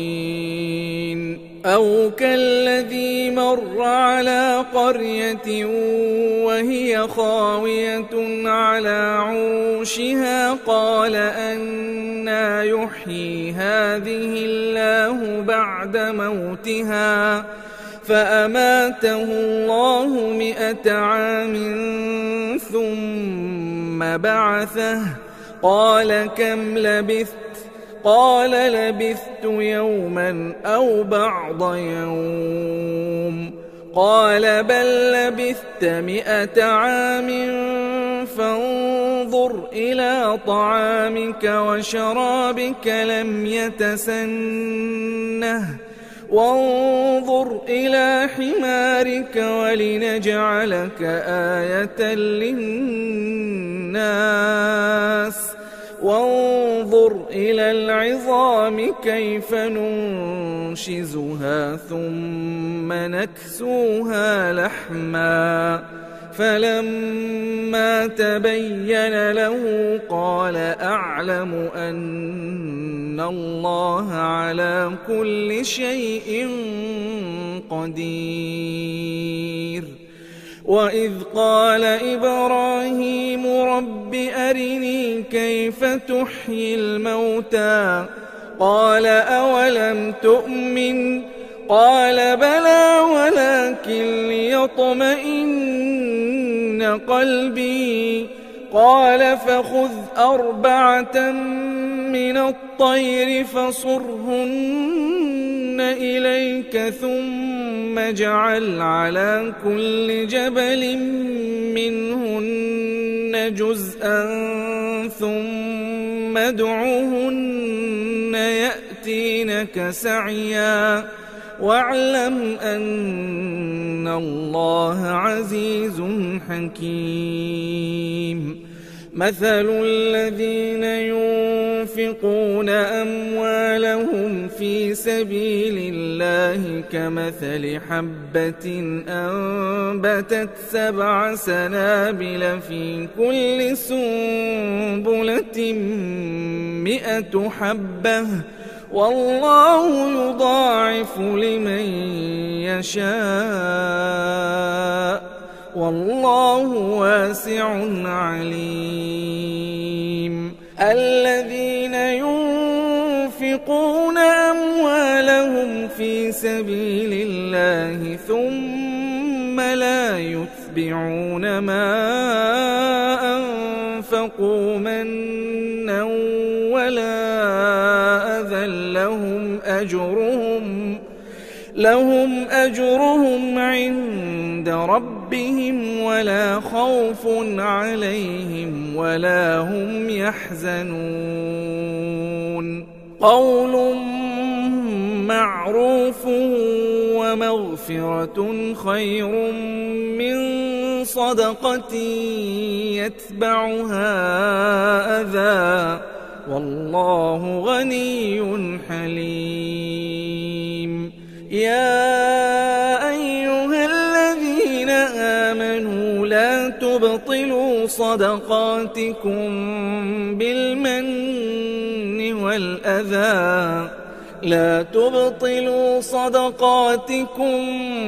بالمن والأذى كالذي ينفق ماله رئاء الناس ولا يؤمن بالله واليوم الآخر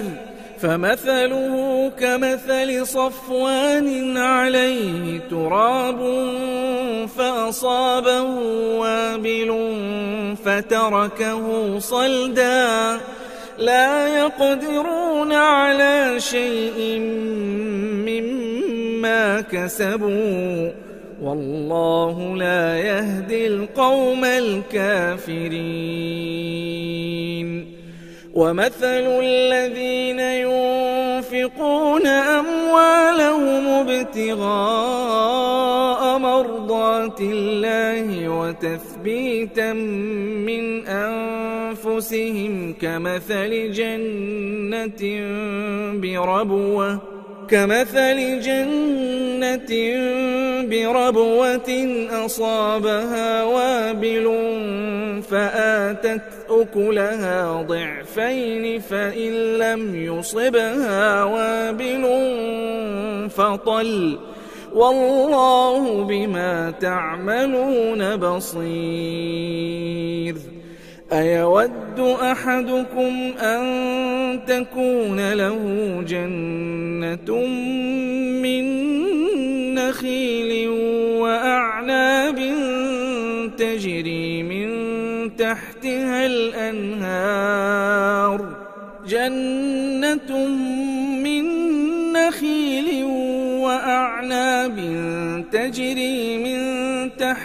الأنهار له فيها من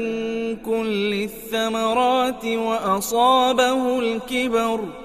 وأصابه الكبر وله ذرية ضعفاء فأصابها إعصار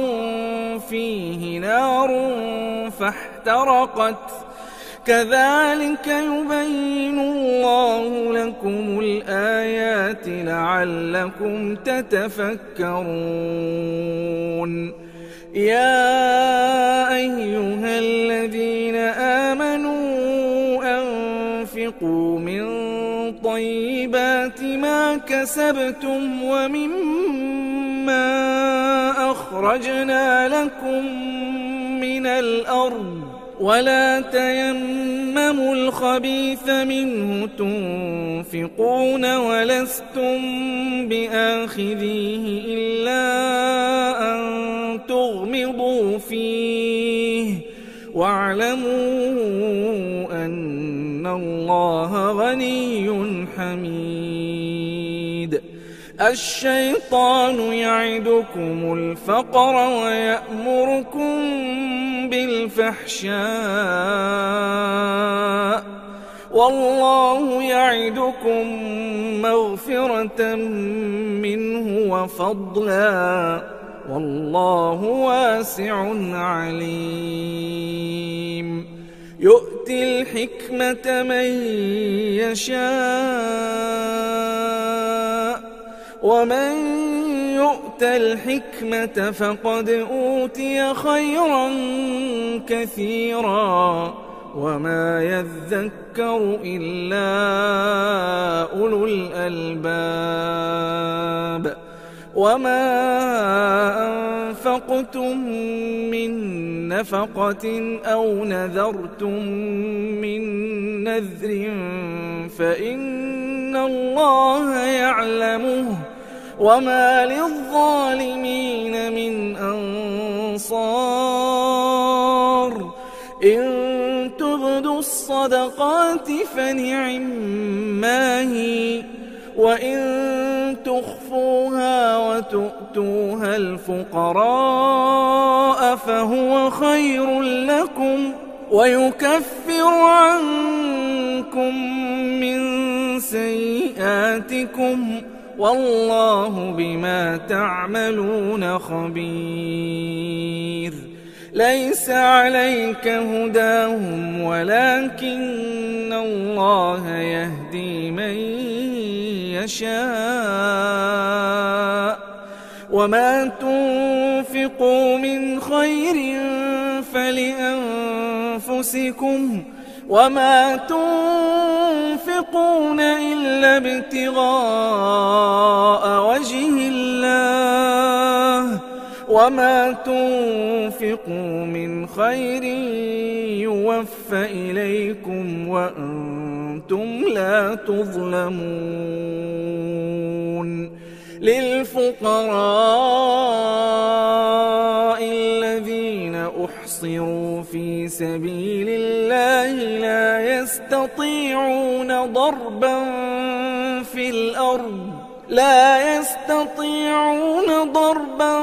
في الأرض يحسبهم الجاهل أغنياء من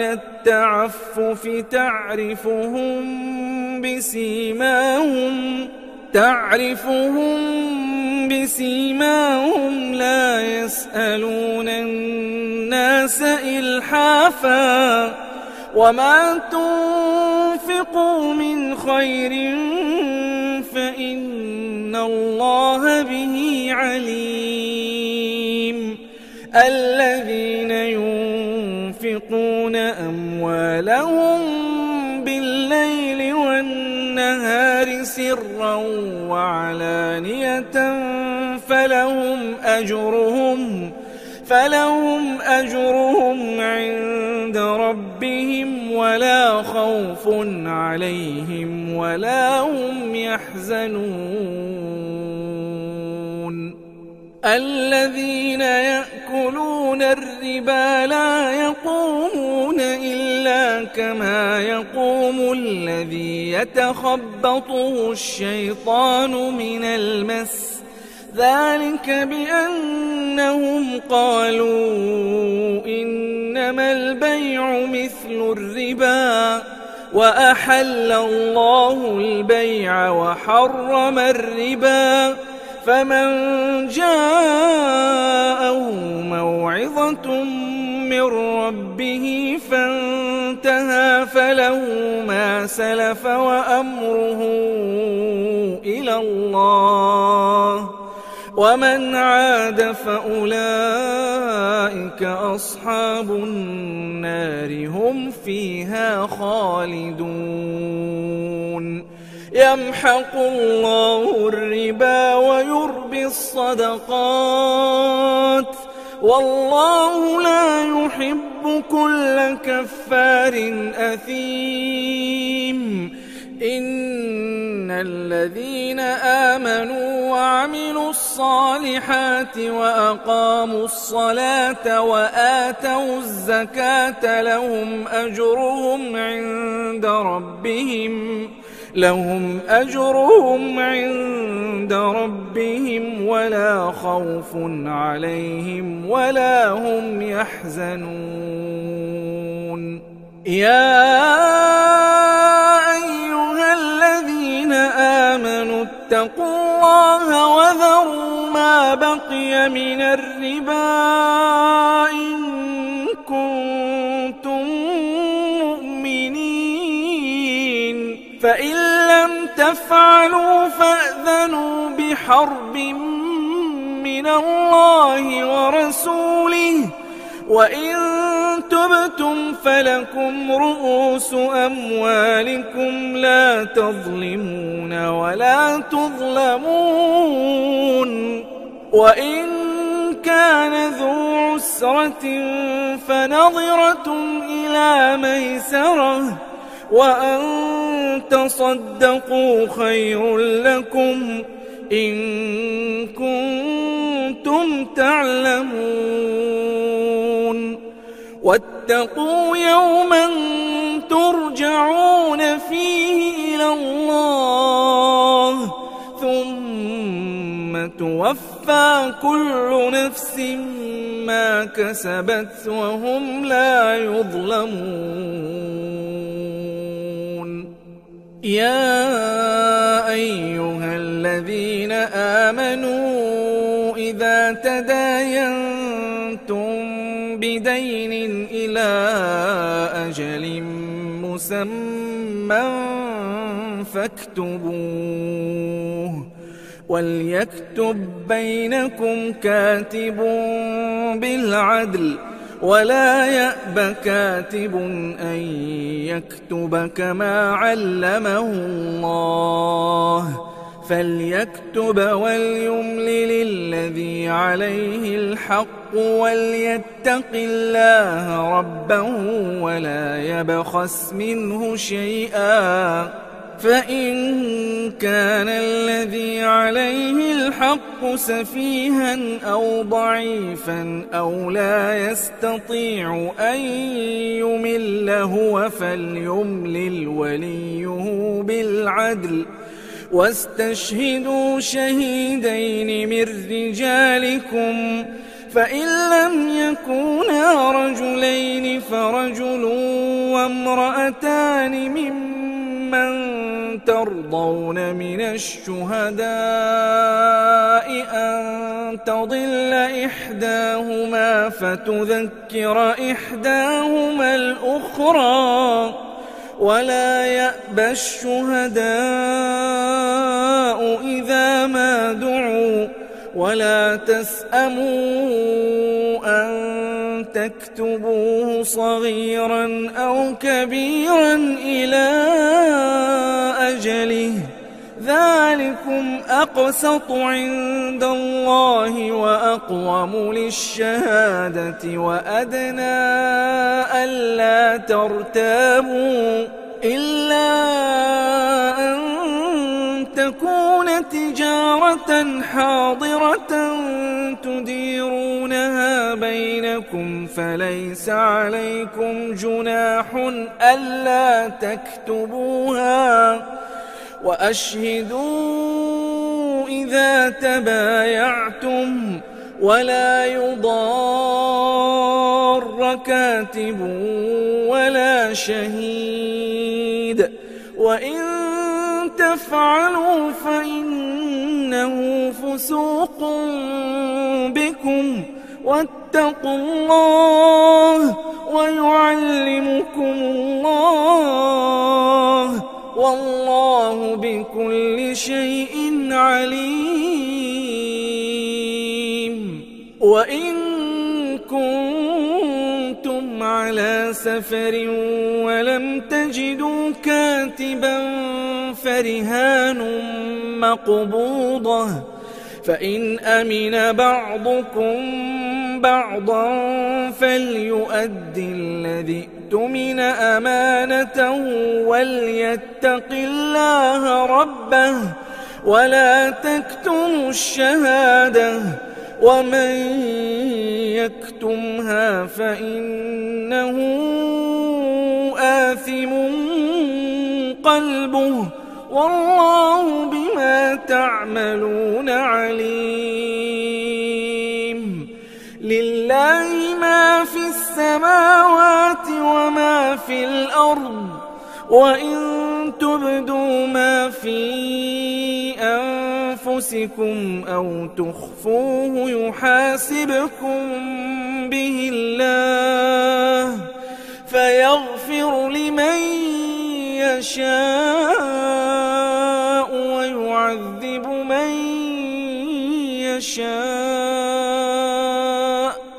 والله على كل شيء قدير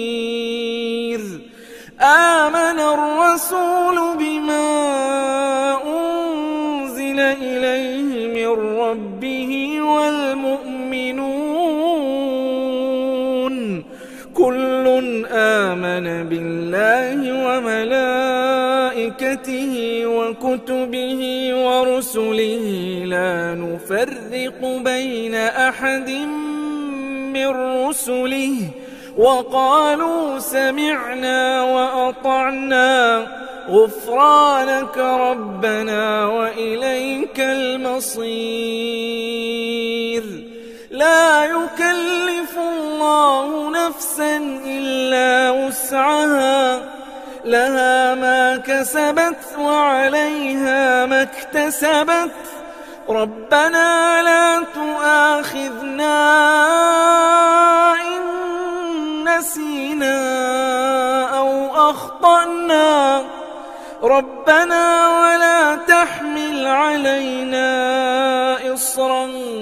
كما حملته على الذين من قبلنا ربنا ولا تحملنا ما لا طاقة لنا به واعف عنا واغفر لنا وارحمنا أنت مولانا فانصرنا على القوم الكافرين